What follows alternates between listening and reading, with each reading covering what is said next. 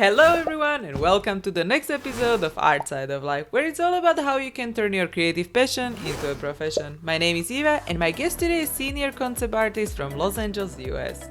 He graduated in entertainment design from Art College Center, Pasadena, and worked on a range of projects from movies, theme parks, and video games. Recently he spent a year and a half at ArenaNet Studio working as a concept artist on Guild Wars 2, Heart of Thorns. Now he is enjoying teaching art at Art Center College and also a CGM Master Academy running online classes on character design. He has a very popular YouTube channel where he posts videos about his drawing process, inspiring almost 150,000 fans. So please welcome Ahmed Aldoori and let's get to the interview. So I'm super happy to have you here today and please welcome. Hi, yes, hello. Hi, I would like to start with some background, how you maybe grew up or how you got to art, and maybe what was the first thing you remember drawing? Oh my God. First thing I remember drawing, I think I was trying to just draw a person because I saw my mom draw something and I tried to replicate it. Then it was Batman, of course. Cool. And so maybe what was the first conversation you had with your parents that you want to take art professionally? Do you remember? It was just very early on, but the conversation was more because we didn't know what the future had for artists.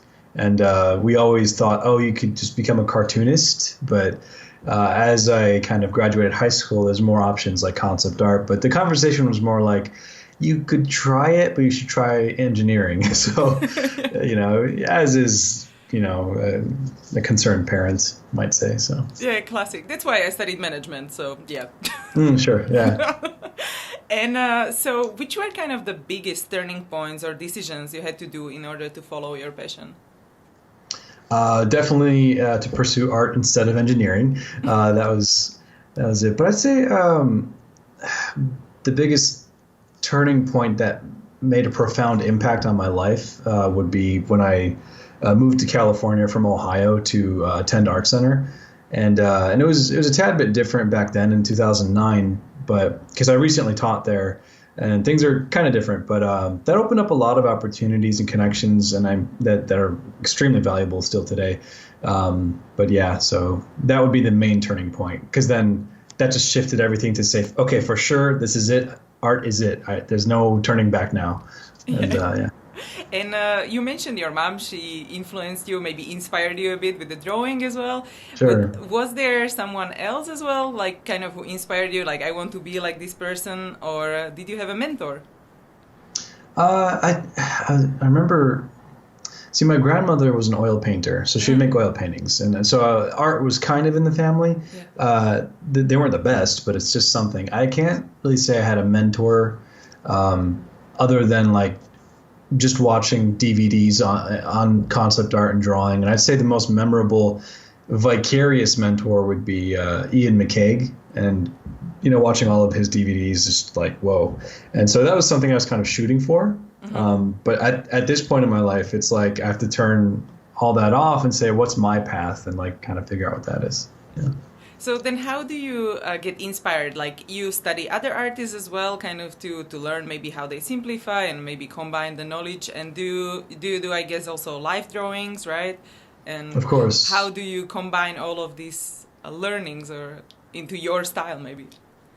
Well, yeah, I mean, especially early on, like a lot of it was just getting the technical foundations, like learning perspective, life drawing, doing copies of master paintings, like old masters like John Singer Sargent, Bouguereau, Sorolla. Like a lot of those influenced what I was doing. But as I'm doing those studies, you add them to your tool belt. And when you go to do your own thing, when I do my own thing, they sort of naturally show up in sort of, I would say in a habitual way, like it's a bad habit, but it's actually influenced by something. So it could be a good habit. But yeah, that's kind of what I would do. Yeah. So you have like a visual memory of these kind of tools and how should it be done, basically.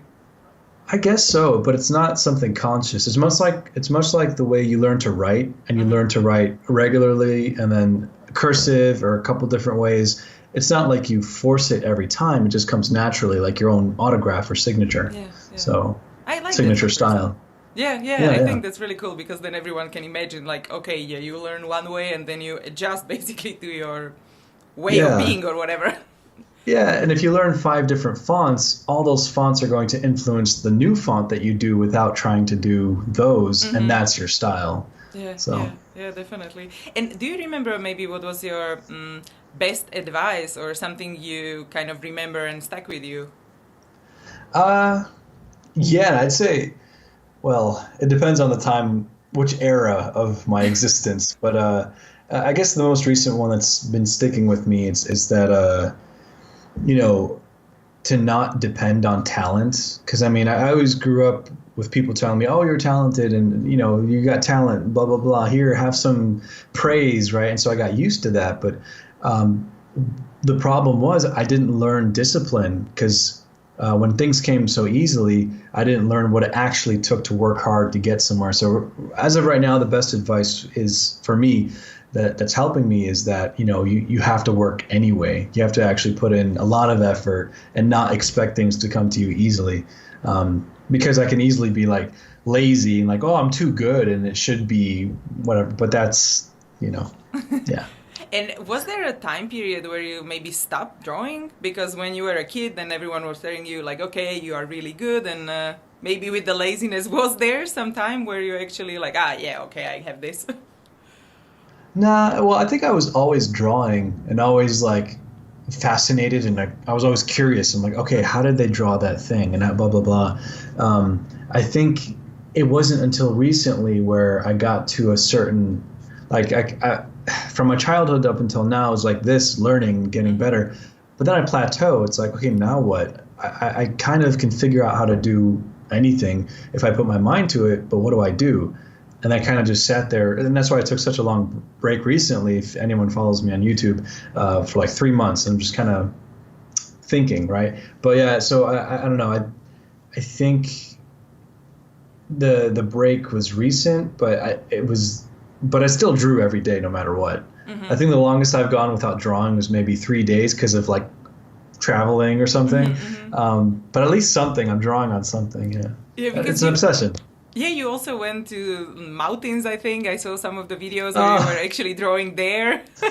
Yeah, I mean, yeah, that was in Alaska, a beautiful place. And we were hiking in the mountains, and I figured, well, I got to draw these mountains. They're right in front of me. Because especially when we're here in our comfortable chairs at our computers, we want to use reference. So there's photo reference of mountains, but it's completely different when you're sitting in front of them. And so that's why I just whipped out the sketchbook and just started drawing them. And so how long does it usually take when you are like drawing on location? Well, it could take like maybe 3 minutes just to do a scribble. And the thing is, I don't do art, right?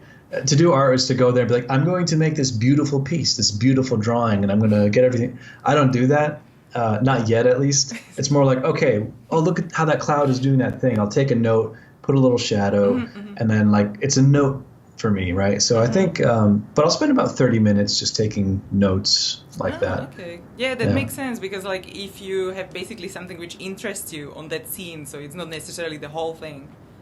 Sure, yeah. A lot of people get bogged down by, oh, I have to make this big, beautiful, full masterpiece, and they get really caught up in that. And I usually tell them, why don't you take a step back and pick one thing and just draw that thing instead of trying to make this, yeah. Yeah, and what about maybe the worst advice you ever received, or something maybe you changed the opinion about, what you believed in the past?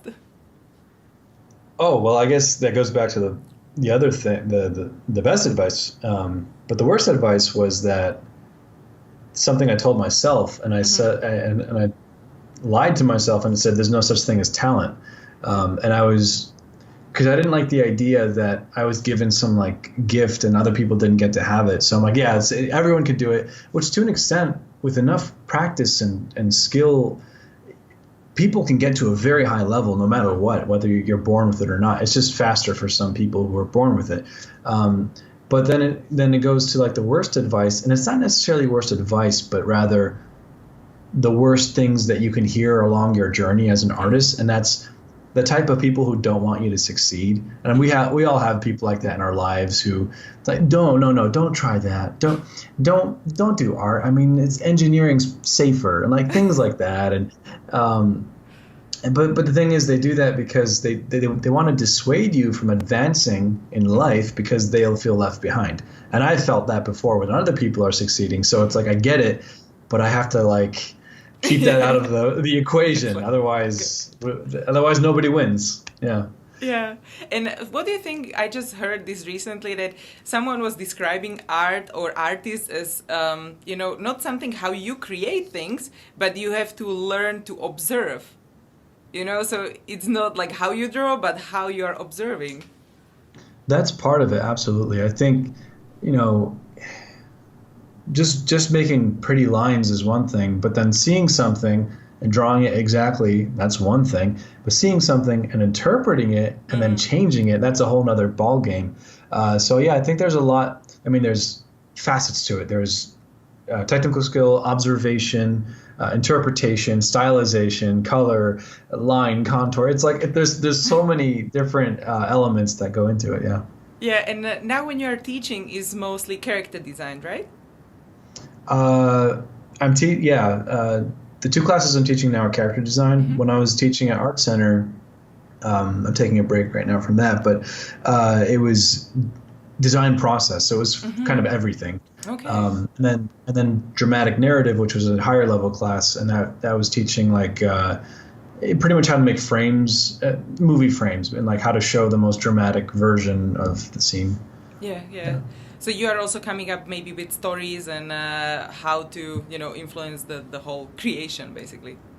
Absolutely, and it's all about the feeling, and that's why for the dramatic narrative class, like each week was a different feeling. I'm like, okay, we want to show conflict. Next week we'll show happiness or love and comfort. The next week we'll show all this lost moment. Everything just falls apart. So it's like you can start with the feeling, and automatically your brain knows how to make it look like that because you know how that feels. So hey, that makes sense. And so when you're thinking about, your creations or artworks and everything what you do, is there like the brand what you always kind of put in there or something which always comes through your work? There's something that I want to say through my brand. I think that's why another reason why I took a long break, and is to discover what I want to say. But before, what I wanted to say was kind of suffocated, so I couldn't really express myself.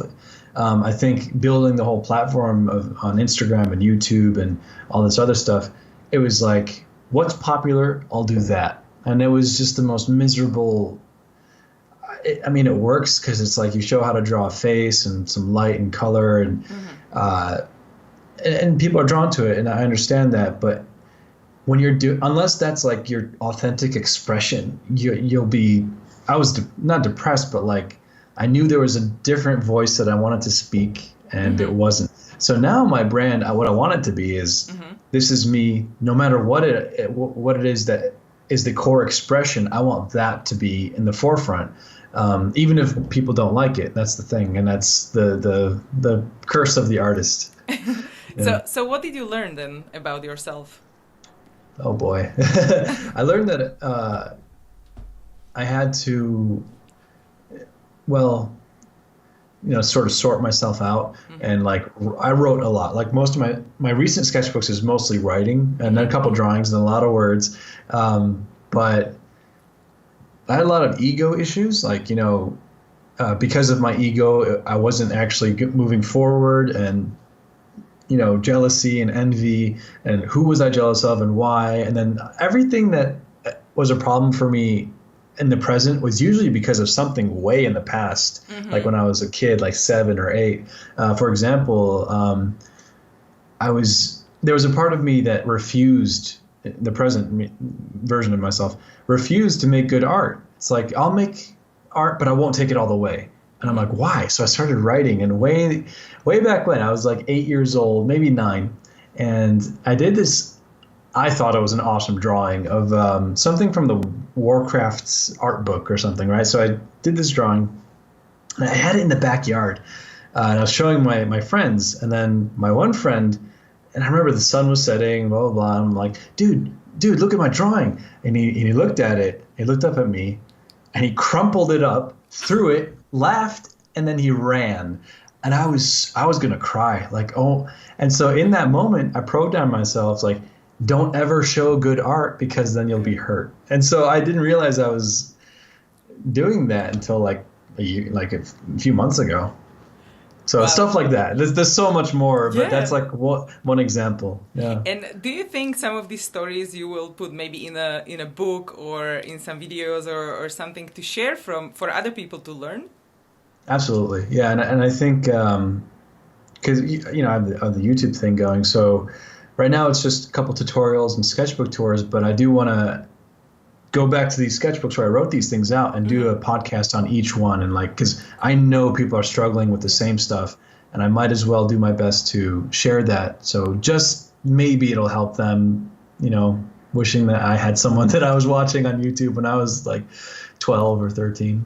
Yeah, for sure. Because I mean, they can always find like inspiration in different story, because then you never know who will you touch with that story. So yeah, so that's perfect. Yeah. And so you talked about inspiration a bit, and so what is maybe the strange inspiration what you have? Is there something someone finds strange? See, I was trying to think about that. I don't think there's anything strange that inspires me, but there are certain scenarios that get me excited to make something, and that's like, oh, I have this stupid idea, and it's hilarious, and I know this person will laugh at it. So in a way, I'm inspired to make like my specific friend laugh, because only that person will get it, but it's strange to everyone else. So it's like moments like that kind of do it. But other than that, I don't know. Yeah, music sometimes. Yeah. But it makes sense if you do like angry character and then you have the angry music, that kind of influence. Yeah, totally. Yeah, so that's really cool. And so when you're creating stuff and you're also teaching, and how do you combine all of this? How do you design your day? How does it look like? Oh, yeah. It's a mess right now, but... But how would you plan, maybe ahead like a week or month? There's the ideal. The ideal would be, I mean, when I was working in the studio, it was pretty set. Like you have to be there at 9 or 10. So, you kind of have to work with that. But now that I'm just on my own, which I prefer it, the ideal thing would be wake up early around now, which is like 6:24 a.m. And then exercise, which is absolutely necessary. Eat breakfast. Possibly read something, and then just get started with work. So drawing, painting, freelance, making videos, just something, then a break, and then another 3-hour chunk of work, then video games, and then more work. So it's just kind of like, with of course more social interaction, because us artists, we tend to like stay alone, and but it's unhealthy. So. Yeah, because also, until now I was also in the studio, right? And then you have people all the time around you, and now when you're at home, it's like, Yeah. You're like waiting for someone to text you. It's like, what should I do? Somebody who's online. Yeah. And so you also mentioned the exercise in the morning. Do you do it before breakfast? Sometimes. I think... Yeah. I was just trying different things, because there's all this different opinions online of like, oh, don't eat before workout, or eat before workout, 30 minutes before. I was just trying different things. Actually, right now, I would say I eat first, wait 30 minutes, then work out. Mm-hmm. Yeah, because I was just interested in that, because I was doing also like, oh, which one I should do first. And now I found these Tony Horton exercises, and they're only like half hour, and then you can do it like every day, which is quite cool. Okay. Cool. I know. And so when we were talking about like designing the day, do you have something which you use to plan your week, like some maybe online tool or some software you use? I write it in my sketchbook. Okay. I just write exactly what I need, like a to-do list. I know I should be using at least like Google Calendar or something, but I don't know. I just have so many different apps and all these things, and it just gets really jumbled. But when it's on paper, I don't know. I could just look at it. Yeah. So what are your tools you like to use? Maybe, I don't know, Moleskine Sketchbook, or do you have like specific? I don't use Moleskines. I have one Moleskine sketchbook. It's mostly just generic sketchbooks from the art store. I don't know, like some of it. My one that I'm using now is kind of Bristol. I forgot the name of it, but it's in the description of my recent sketching videos. But yeah, cheap mechanical pencils, like like this. I don't know. It's a pink one, but I have a whole bunch of them. Yeah, I was like, that's a nice color. You get a whole bag of them for like $3, and so. I used to use like sumo grips, but I keep losing them, and I don't know where they are. But yeah, I mean, there's nothing too special, just the good old cheap stuff. And what about the digital stuff? Because then you do sketches, and digitally, how do you work? And maybe what is your go-to product? Yeah, definitely Wacom. I don't use a Cintiq. I don't like drawing on the screen. I know a lot of people do. I just don't.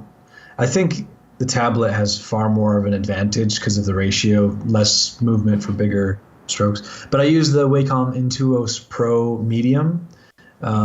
Before that, it was the Intuos 3. Software, I use Adobe Photoshop CS6. I do plan on upgrading to CC, which is a monthly payment thing. And I work on a PC, sometimes a Mac. I have both, mostly PC these days. Yeah, that's pretty much it. Yeah. I don't. There's nothing special. Yeah. No, but it's really cool to find out, because if like you have fans and they want to try what you do now, so they can see where they can go or where they can start with, basically. Absolutely, yeah. And the Intuos Pro is a great starting point because it's a good price, and yeah.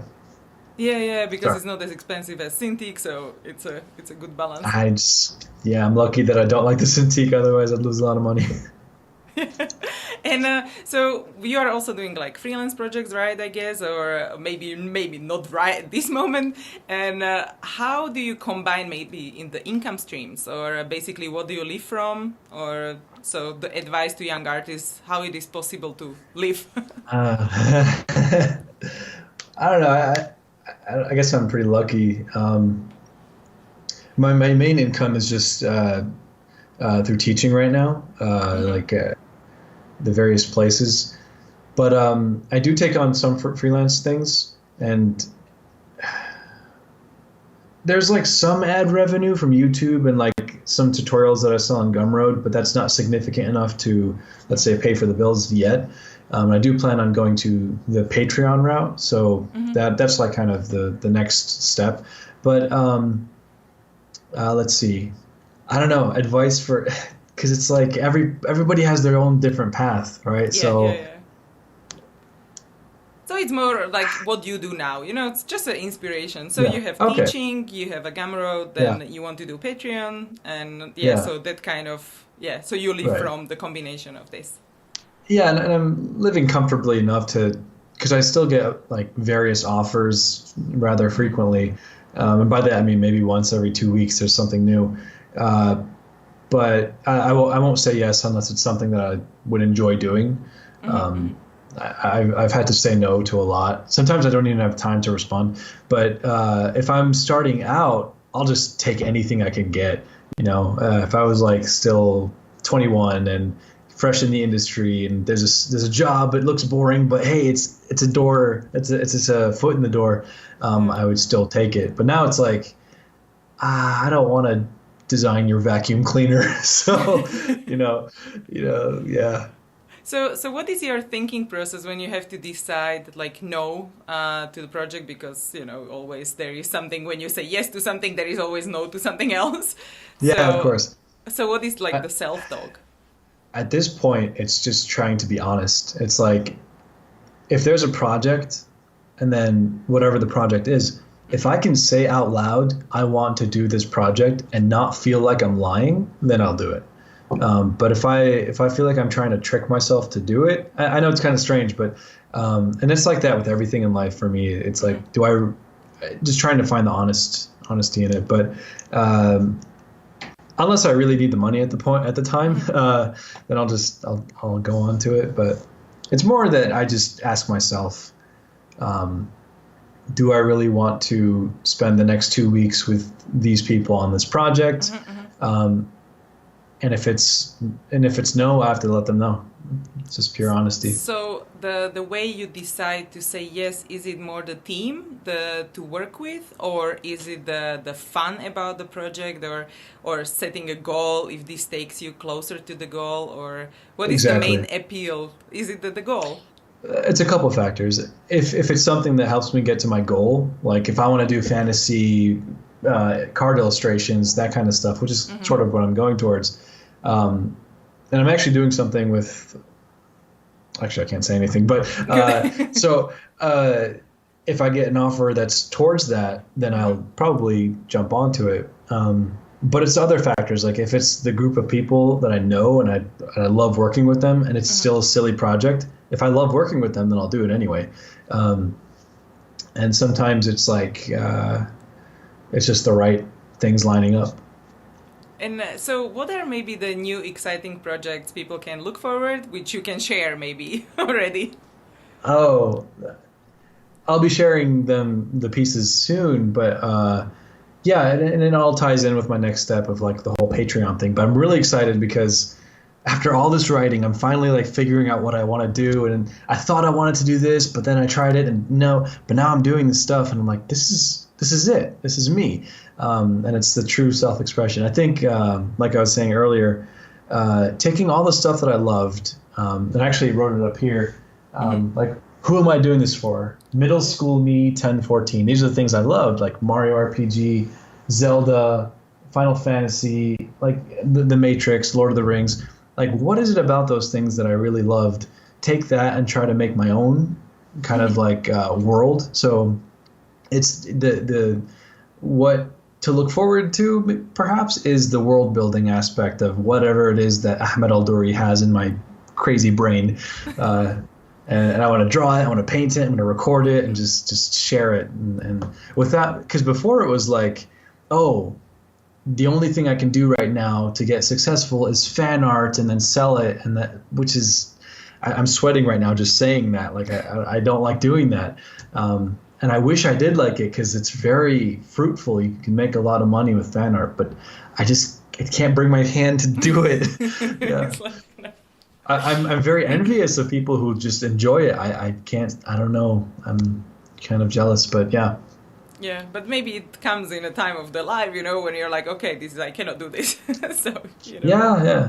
I don't know. Maybe I'll end up doing fan art with something I love, but if it's not an authentic expression of what I want to do, then it's a lie. Then I'm just lying to me and everyone else. So, and this new project, it will be out in September, maybe, or not yet? You don't know. Hopefully sooner than that. Okay, so the time of the recording, when we publish this, then people can go to Patreon? Yeah, so if September, it'll probably, I don't know what it'll be called, but you can look it up on, you can search my name on Patreon, YouTube, Instagram, it'll be the same name, Ahmed Aldoori.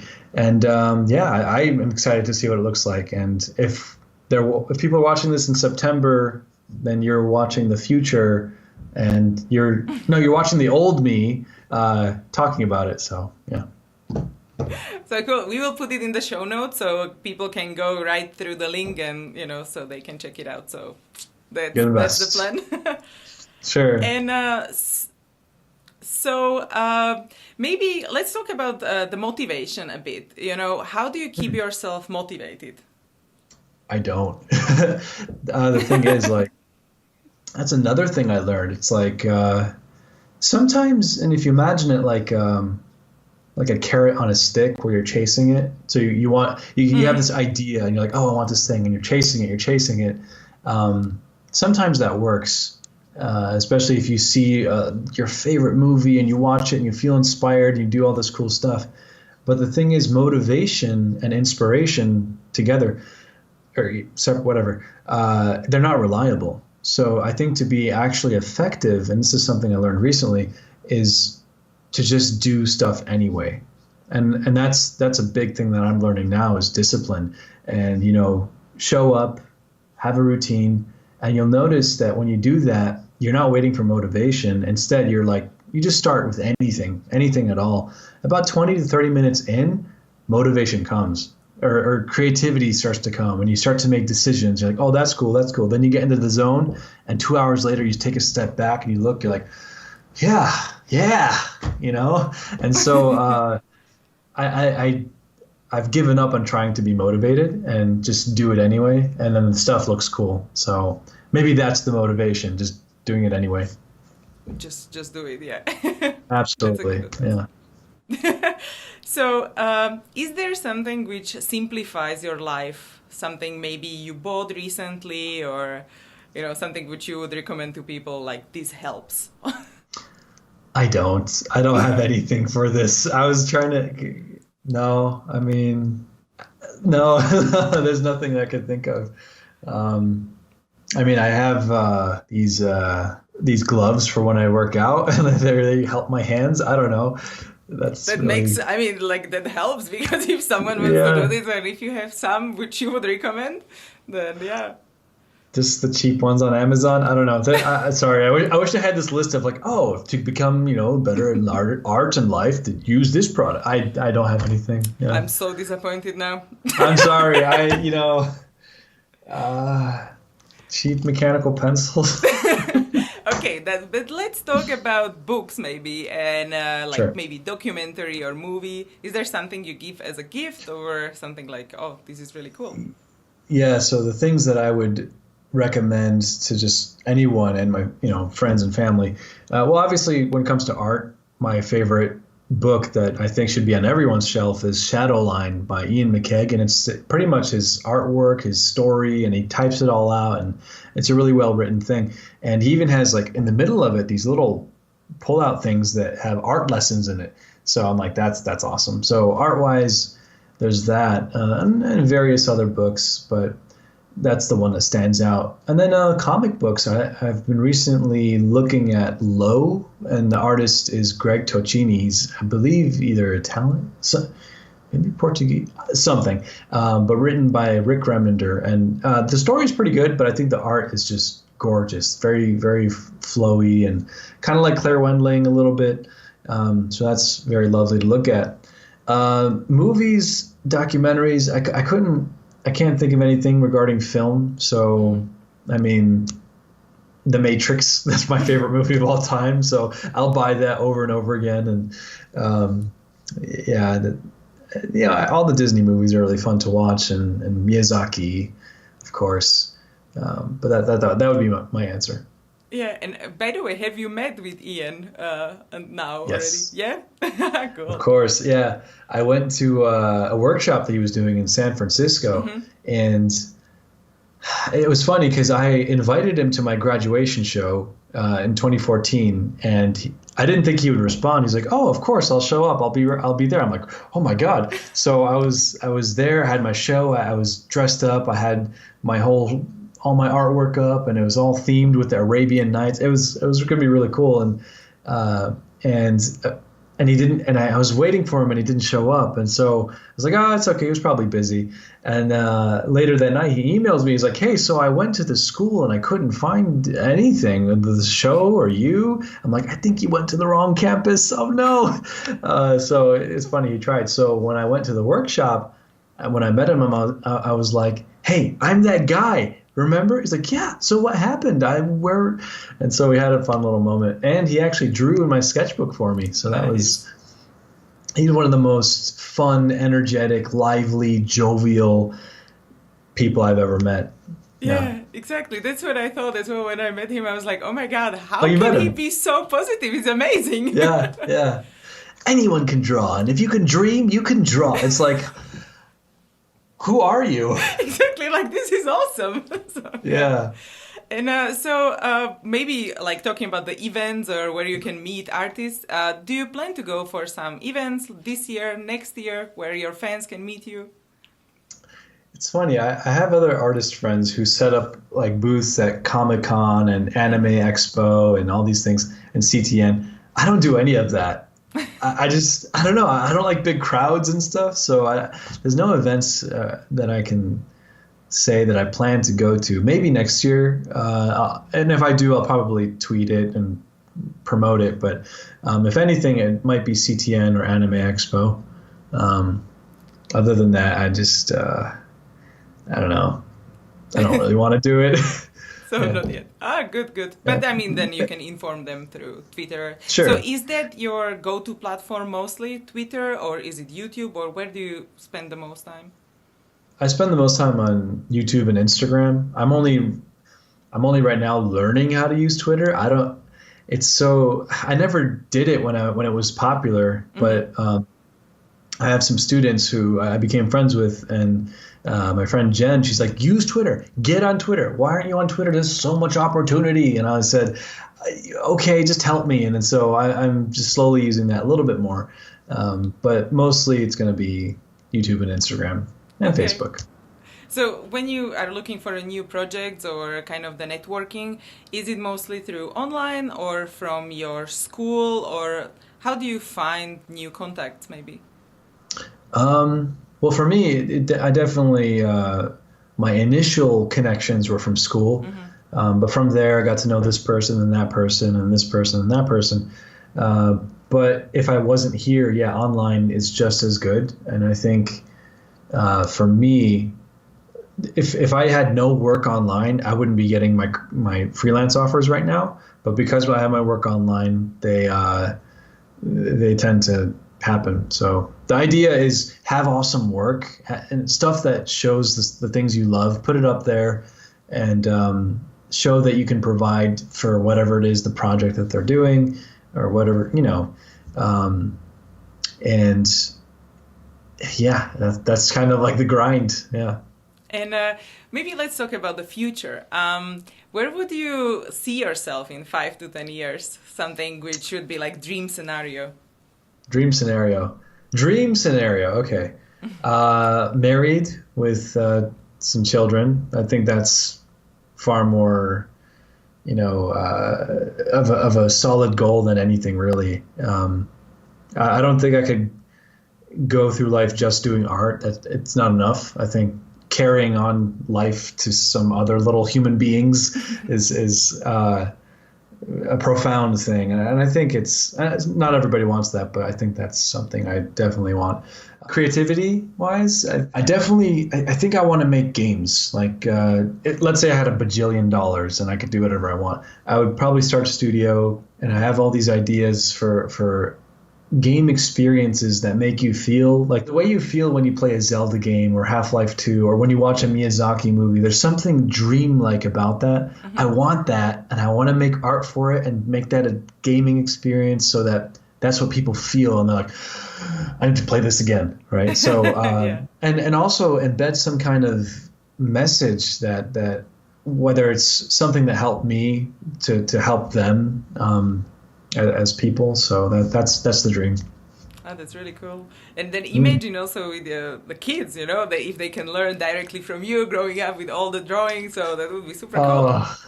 I don't know if I want them to be artists. it's a rough life. Well, it's not rough, but it's not. I don't know.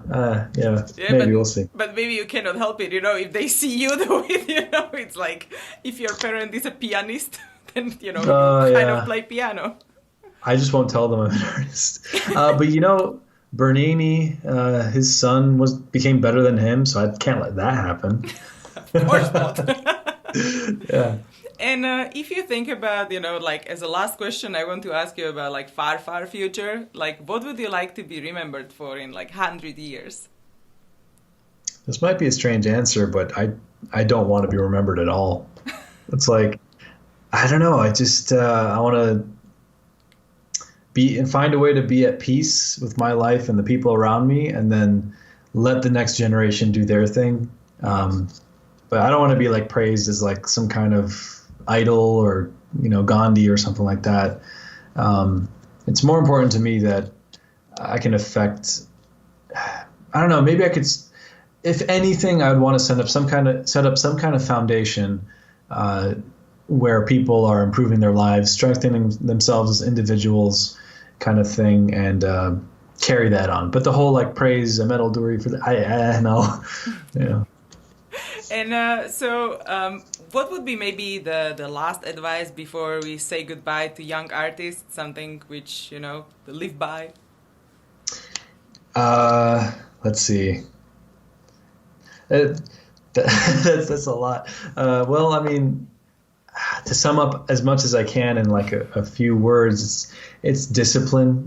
Definitely keep going and fail a lot. Don't think that failure is bad. You have to fail. You have to do all the bad drawings. Do the bad drawings on purpose. Fill up a whole sketchbook with bad drawings. Laugh at it. It's okay.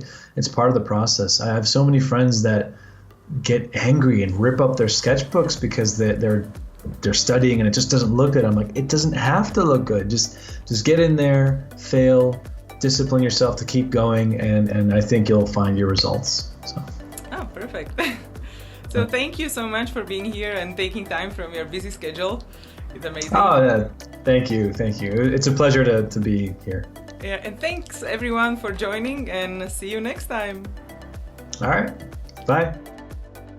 Hey guys, if you enjoyed this video, don't forget to give it a thumbs up and let me know in comments. Also, please subscribe to my channel for more videos because I post new interview every single workday. You can also find the resources mentioned in this episode at artsideoflife.com. Just type a guest name in the search bar. There is also a little freebie waiting for you, so go check it out. If you want to listen to the interviews on the go, make sure to check out the podcast episodes at artsideoflife.com/podcast. Thank you so much for watching. I really appreciate you, and don't forget to inspire each other. I will see you guys in the next episode.